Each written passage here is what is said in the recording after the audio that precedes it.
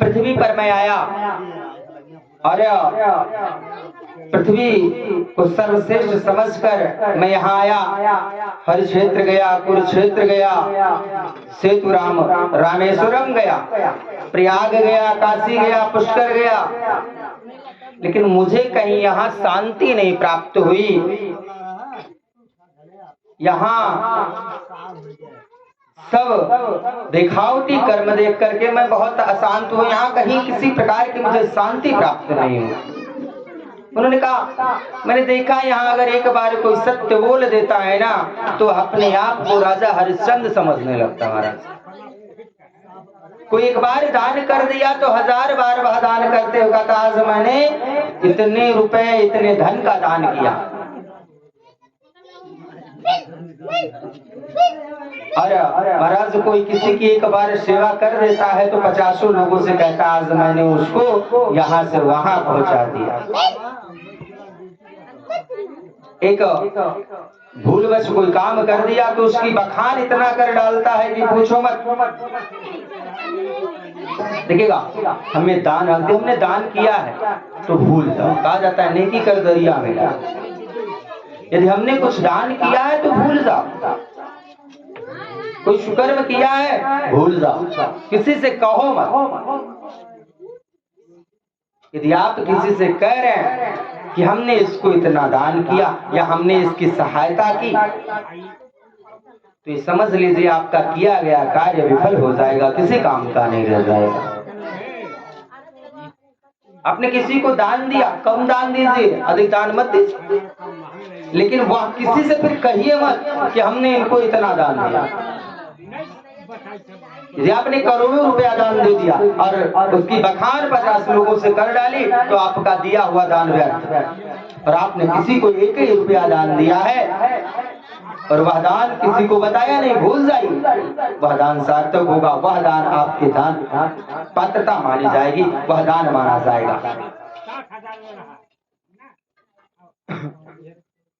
आप किसी की मदद कर रहे हैं, मदद करने के बाद उससे कभी ये मत उम्मीद रखिए कि वह भी मेरा मदद करेगा, वह भी मेरी सहायता करेगा। आप परम सहयोगी में आपका नाम आएगा, ऐसा करना चाहिए। लेकिन यहाँ तो कोई एक करेगा तो 50 बार 50 व्यक्तियों से अवश्य कहेगा हमने यह कार्य किया। सनत कुमार बोले कि घर में नई बहू यदि चलती है तो ये तो गलत बात नहीं है, लेकिन घर में बहू चलनी चाहिए। लेकिन बड़ा कोई करे दादी से, बाबा से, बुजुर्गों से तो पूछ लेना चाहिए। यदि हम कार्य कर रहे हैं, बहू नई आई है, वह अपने कार्यों को स्वयं करना शुरू कर दे, आप योग्य हैं, अच्छी बात, आपको सब कुछ आता है, अच्छी बात।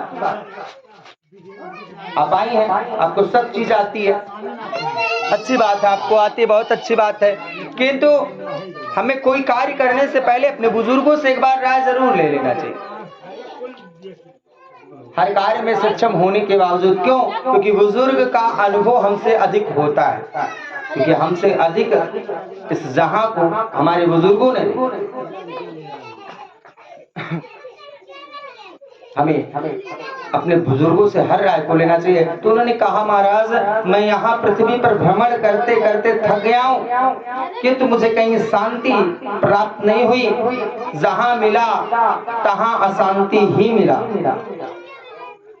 उन्होंने कहा कि मैं एक बार ऐसे घूमते हुए जा रहा था, वहां पर मुझे वृंदा धाम जब पहुंचा तो वृंदावन धाम में थोड़ा कौतुक देखा, कुछ शांति प्राप्त हुई। किंतु मैंने देखा कि एक स्त्री जो है वह 2 वृद्ध व्यक्तियों के साथ, जो वृद्ध व्यक्ति पड़े हुए हैं उनके साथ बैठकर विलाप कर रही थी, रो रही थी। मैं उस माता के पास गया और माता से उनके रोने तथा उनका नाम पूछा। माता ने अपना नाम भक्ति बताया। उन्होंने कहा मेरा नाम भक्ति और ये मेरे बगल में जो वृद्ध पुरुष पड़े हैं ना, ये दोनों मेरे पुत्र हैं, ज्ञान और वैराग्य।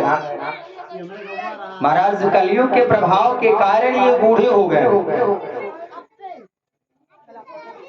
मैंने इन दोनों ज्ञान और वैराग्य का उत्थान करने के लिए, मैंने उन दोनों के बुढ़ापे को दूर करने के लिए बड़े बड़े प्रयास किए महाराज। वेदादि का अध्ययन कराया, लेकिन उसका भी कोई असर नहीं हो महाराज। ये वृद्ध के वृद्धे रह गए।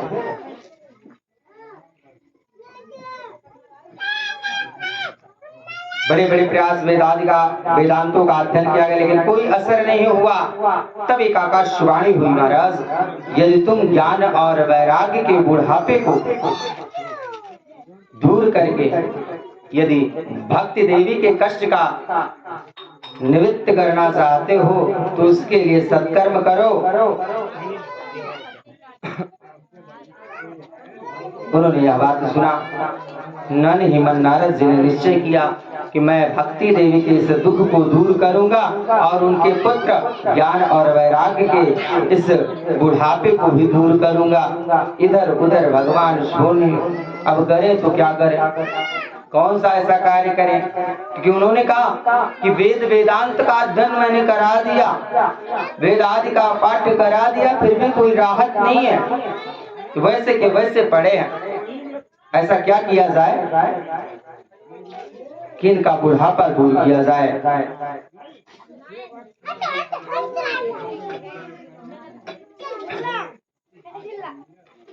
अब नारद जी ज्ञान और वैराग्य के बुढ़ापे को दूर करने के लिए और भक्ति की कष्ट की निवृत्ति के लिए सर्वोत्तम साधन यदि कोई है तो वह साधन भगवत ज्ञान है। और उन्होंने श्रीमद् भगवत ज्ञान का सप्ताह प्रवचन नारद जी ने सनत कुमार जी से लिया। सनत कुमार जी बोले, नारद जी ने प्रश्न किया, महाराज यदि किसी व्यक्ति को वेदादि का अध्ययन करा दिया जाए, उसके बाद भी यदि कोई कार्य नहीं हो पा रहा है तो केवल श्रीमद् भगवत कथा के सप्ताह श्रवण से उनका निवृत्त हो जाएगा क्या? उनके कष्ट का निवारण हो जाएगा? क्योंकि भक्ति देवी ने अपने इन पुत्रों के निवृत्ति के लिए, वृद्ध पन को हटाने के लिए वरिष्ठ विद्वानों द्वारा वेद का अध्ययन कराया, वेद का पाठ्य कराया, वेदांत का पाठ्य कराया, उपनिषदों पुराणों का पाठ्य कराया, किंतु दूर नहीं हुआ इनका बुढ़ापा। ऐसा कौन सा तत्व है श्रीमद् भगवत कथा में कि भगवत कथा से इनके बुढ़ापे को दूर किया जा सकता है और भक्ति देवी के कष्ट का निवृत्ति किया जा सकता है? सनत कुमार जी बोले, वेद एक वृक्ष है और भगवत कथा उसका फल, अर्थात वेद रूपी कल्प वृक्ष का अमृत रूपी फल श्रीमद् भगवत कथा है। बिना वृक्ष के फल कभी नहीं होता। होता क्या? बिना वृक्ष के फल हो सकता है? नहीं हो सकता। और जो फल, जो स्वाद हमको फल से मिलेगा वो वृक्ष से मिल सकता है क्या? नहीं मिल सकता। तो वेद आदि तो अच्छी बात है अध्ययन करना, लेकिन वेद एक वृक्ष है और वृक्ष से हमको वह स्वाद नहीं मिल पाएगा, उस फल का स्वाद नहीं मिल पाएगा। यदि हमको आम खाना है तो आम के फल से ही हम आम का स्वाद पाएंगे, आम के वृक्ष से आम का स्वाद नहीं पाएंगे महाराज। तो वेद जो है वो वृक्ष है, कल्प रूपी वृक्ष है, और श्रीमद् भगवत जो है ना वो अमृतमय उस कल्प वृक्ष का फल है। और जब हम उस फल को ग्रहण करेंगे तब उसका स्वाद पाएंगे। नारद जी ने पूछा कि कथा कहाँ करें? सनत कुमार ने कहा कि हरिद्वार में करो, गंगा जी की एक सुंदर तट आनंद है, वहां व्यास मंच लगाया। व्यास मंच पे चारों भाई सनत कुमार आसीन हुए, क्योंकि भगवत कराने वाले नारद जी विरक्त है। यदि गृहस्थ होते तो पत्नी सहित बैठते, बाल ब्रह्मचारी, पत्नी तो थी नहीं।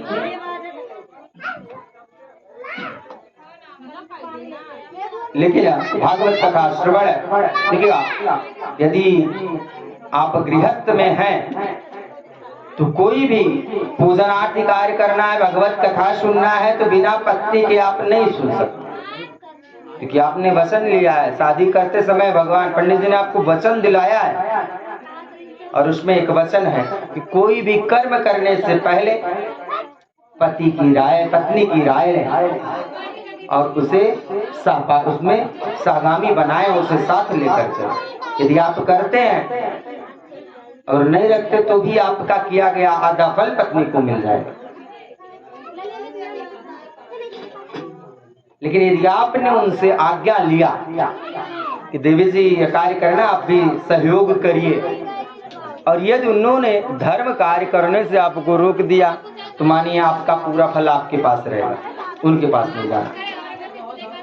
कहा जाता है स्त्री द्वारा किया गया फल पुरुष को प्राप्त नहीं होता, इसलिए क्योंकि स्त्री पुरुष की सेवा करके उसके द्वारा अर्जित पूर्ण कर्म का आधा ले लेते, लेकिन आप थोड़ी स्त्री की पूजा करते हैं, पाँव दबाते हैं तो आप भी दबा दीजिए पाँव, हो सकता है उसका फल मिल जाए। ठीक है, बोले वृंदावन बिहारी लाल की। तो नारद जी विरक्त हैं तो अकेले बैठे हैं। नारद जी यजमान बन गए, मुख्य श्रोता बने, तुलसी देवी जी की स्थापना की गई और कथा श्रवण हुई। जब कथा प्रारंभ हो गई, चारों भाई सनत कुमार जी श्री मद भगवत कथा का व्याख्यान करने लगे। अब तो धीरे धीरे 1000 संत की भीड़ लग गई। सनत कुमार जी कथा कह रहे हैं, नारद जी कथा करा रहे हैं, सभी संत महात्मा मुनीन्द्र ज्ञानेन्द्र सब लोग अब हरिद्वार पधार रहे हैं। और ऐसा पावन मौका कहाँ मिलने वाला है कि प्रभु के धाम